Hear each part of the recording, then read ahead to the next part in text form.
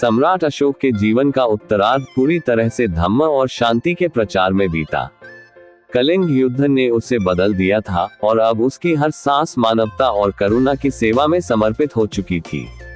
लेकिन एक ओर जहां उसका जीवन एक आदर्श बन चुका था, वहीं दूसरी ओर उसके सामने कुछ गंभीर चुनौतियां भी खड़ी थी। अशोक का साम्राज्य विशाल था। उत्तर में हिमालय से लेकर दक्षिण में मैसूर तक, पश्चिम में अफगानिस्तान से लेकर पूर्व में बंगाल और उड़ीसा तक। इतना बड़ा साम्राज्य संभालना आसान नहीं था। पहले चंद्रगुप्त और बिंदुसार ने इसे सैन्य शक्ति से बांधे रखा था, परंतु अशोक ने जब सैन्य नीति से दूरी बना ली तो धीरे धीरे प्रांतों में स्वायत्तता बढ़ने लगी। उसने प्रांतों में अपने पुत्रों और संबंधियों को राज्यपाल बनाकर भेजा, लेकिन समय के साथ उनमें से कई महत्वाकांक्षी हो गए। कुछ ने अपने क्षेत्र में स्वतंत्रता की चाह दिखाई। अशोक स्वयं कठोर दंड देने से बचता था, इसलिए साम्राज्य की एकता कमजोर होने लगी। फिर भी अशोक ने अपने जीवन के अंतिम वर्षों में एक और ऐतिहासिक कार्य किया। उसने धम्म यात्राएं जारी रखी। वह आम जनता से सीधा संवाद करता रहा। उसने उन्हें ये समझाया कि धर्म केवल पूजा पाठ नहीं है, बल्कि सत्य बोलना, बड़ों का सम्मान करना, छोटे बड़ों से स्नेह रखना, अहिंसा का पालन करना और सब धर्मों का आदर करना ही सच्चा धर्म है।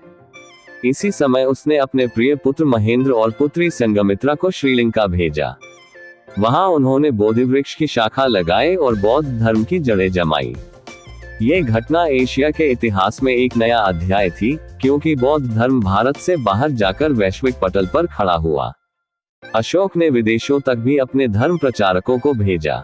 यूनान, सीरिया, मिस्र और म्यांमार तक बौद्ध धर्म का संदेश पहुंचाया गया। इस प्रकार भारत पहली बार सांस्कृतिक रूप से पूरे एशिया और पश्चिमी जगत से जुड़ा। सम्राट अशोक के अंतिम वर्ष कठिन थे। एक ओर उसने अपने परिवार में ही संघर्ष देखा। उसके पुत्रों में सत्ता की होड़ मची। इतिहासकारों का मानना है कि अशोक ने अपने उत्तराधिकारी के रूप में पुत्र कुणाल को सोचा था, लेकिन दरबार की राजनीति और षड्यंत्रों ने यह संभव नहीं होने दिया।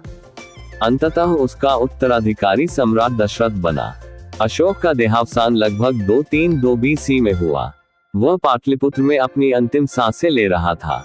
कहते हैं कि अंत में वह राजमहल की भव्यता से दूर सादगी और ध्यानमग्न जीवन जी रहा था। उसकी मृत्यु के समय उसका साम्राज्य अब भी विशाल था, लेकिन भीतर से दरारें शुरू हो चुकी थी। अशोक ने अपने जीवन काल में भारत को केवल एक राजनीतिक साम्राज्य नहीं दिया, बल्कि एक नैतिक और आध्यात्मिक दृष्टि भी दी। उसका धम्म केवल बौद्ध धर्म तक सीमित नहीं रहा, बल्कि यह एक सार्वभौमिक नीति थी, जिसमें सब धर्मों, सब जातियों और सब प्राणियों के लिए करुणा थी। उसकी मृत्यु के बाद भी उसका प्रभाव समाप्त नहीं हुआ।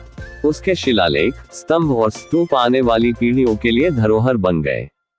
भारत की आत्मा में अशोक की करुणा और धर्म की धारा बहती रही। लेकिन धीरे धीरे उसके बाद के शासक उसकी धम्म नीति को उतनी दृढ़ता से नहीं निभा सके। साम्राज्य की पकड़ ढीली पड़ने लगी और यही कारण बना कि मौर्य साम्राज्य का पतन आरंभ हुआ। फिर भी इतिहास में अशोक को केवल एक सम्राट नहीं, बल्कि धम्म चक्रवर्ती के रूप में याद किया गया। वह ऐसा शासक था जिसने युद्ध की राख से शांति का वृक्ष उगाया और जिसने तलवार की जगह करुणा को चुना। अशोक महान का निधन लगभग 232 BC में हुआ। उसके जीवन और शासन की गाथा इतिहास में अमर हो गई, लेकिन उसके बाद साम्राज्य की स्थिरता चुनौतीपूर्ण हो गई। अशोक ने अपने पुत्र महेंद्र और संघमित्रा को बौद्ध धर्म प्रचार के लिए विदेश भेजा, लेकिन राजनीतिक उत्तराधिकार की जटिलताएं हल नहीं हुई। अशोक के बाद सिंहासन पर बैठा उसका पुत्र दशरथ मौर्य। दशरथ का शासनकाल अपेक्षाकृत शांतिपूर्ण माना जाता है, परंतु साम्राज्य में पहले से ही प्रांतों में स्वायत्तता बढ़ने लगी थी। केंद्रीय प्रशासन की पकड़ कमजोर हो गई थी। पूर्वी और दक्षिणी प्रांत धीरे धीरे स्वतंत्रता की ओर झुकने लगे। दशरथ के बाद के शासक जैसे सम्राट शातकर्णी और सुसेन ने अशोक जैसी दूरदर्शिता और धर्मप्रियता नहीं दिखाई। उनका शासन साम्राज्य की व्यापकता को बनाए रखने में विफल रहा। प्रांतों के अधिकारियों और स्थानीय राजाओं ने धीरे धीरे अपनी शक्ति बढ़ानी शुरू कर दी। विशेषकर दक्षिण और पश्चिमी प्रांतों में विद्रोह और स्वायत्तता के प्रयास बढ़े। अशोक के समय जिस तरह की धम्म नीति और नैतिक प्रशासन था, वह अब केवल नाम मात्र रह गया। सैनिक शक्ति भी कमजोर पड़ने लगी। कई क्षेत्रों में विदेशी आक्रमण और आंतरिक विद्रोह दोनों का खतरा पैदा हो गया। इतिहासकारों का मानना है कि मौर्य साम्राज्य के पतन के पीछे मुख्य कारण ये था। उत्तराधिकार का विवाद, अशोक ने स्पष्ट उत्तराधिकारी नहीं रखा और पुत्रों में सत्ता संघर्ष हुआ। प्रशासनिक ढांचा कमजोर होना, प्रांतों में विकेंद्रित शक्ति ने केंद्र की पकड़ ढीली कर दी। सैन्य शक्ति में कमी, अशोक के समय की विशाल सेना धीरे धीरे क्षीण हो गई। आर्थिक दबाव, विशाल साम्राज्य के प्रबंध, कर और व्यापार नियंत्रण में कमी आई। विदेशी और स्थानीय विद्रोह, पश्चिम में यवन, ग्रीक और दक्षिण में स्वतंत्र राज्यों का दबाव बढ़ा। कुछ विद्वानों का मत है कि मौर्य साम्राज्य का अंतिम शासक बृहद्रथ मौर्य था। उसके शासनकाल में प्राचीन भारत का सबसे बड़ा साम्राज्य कमजोर पड़ चुका था। यवन सैनिकों और अपने सेनापति पुरुषार्थ के माध्यम से बृहद्रथ की हत्या कर दी गई। इसके बाद शुंग वंश की स्थापना हुई। मौर्य साम्राज्य का पतन केवल एक राजनीतिक घटना नहीं थी। ये साम्राज्य की विशालता, प्रशासनिक जटिलता और केंद्रीय सत्ता की कमजोरी का परिणाम था। अशोक महान की धम्म नीति और उसकी करुणा ने साम्राज्य को उसके अंतिम वर्षों तक स्थिर रखा, लेकिन उसके उत्तराधिकारियों की कमजोरियों ने पतन की राह खोल दी।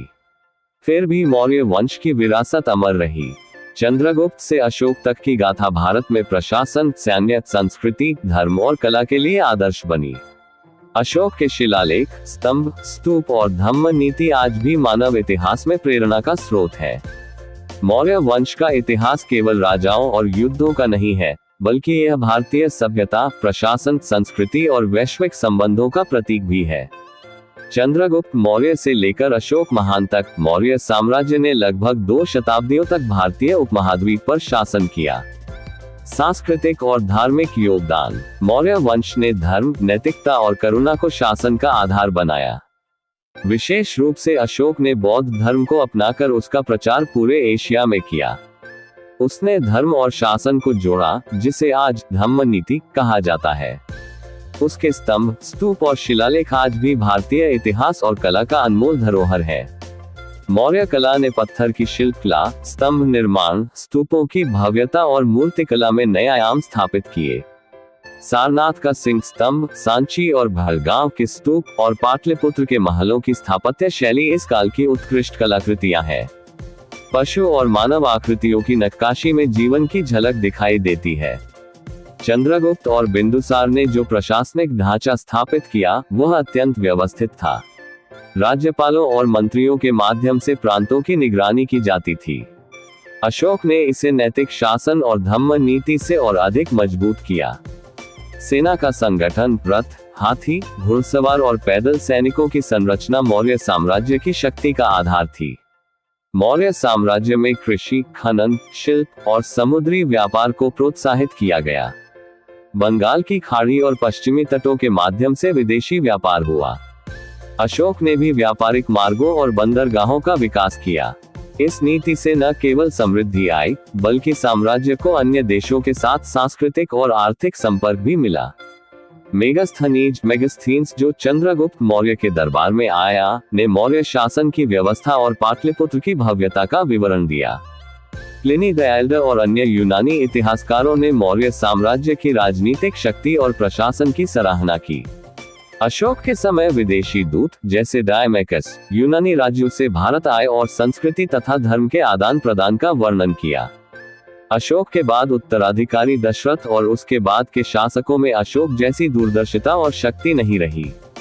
प्रांतों में स्वायत्तता बढ़ी, सेनाओं की शक्ति कम हुई और आर्थिक दबाव बढ़ा।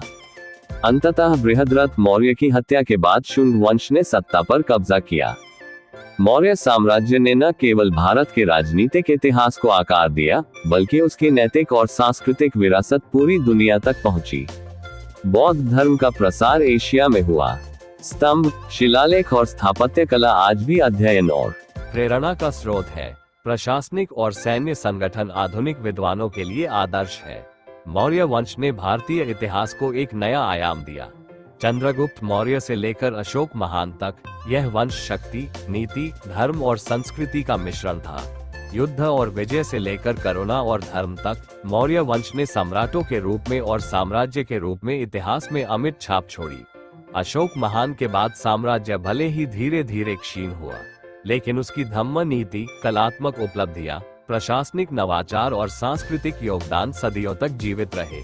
मौर्य वंश ने दिखा दिया कि शासन केवल शक्ति का नाम नहीं, बल्कि जनता का कल्याण, न्याय और करुणा का नाम भी है।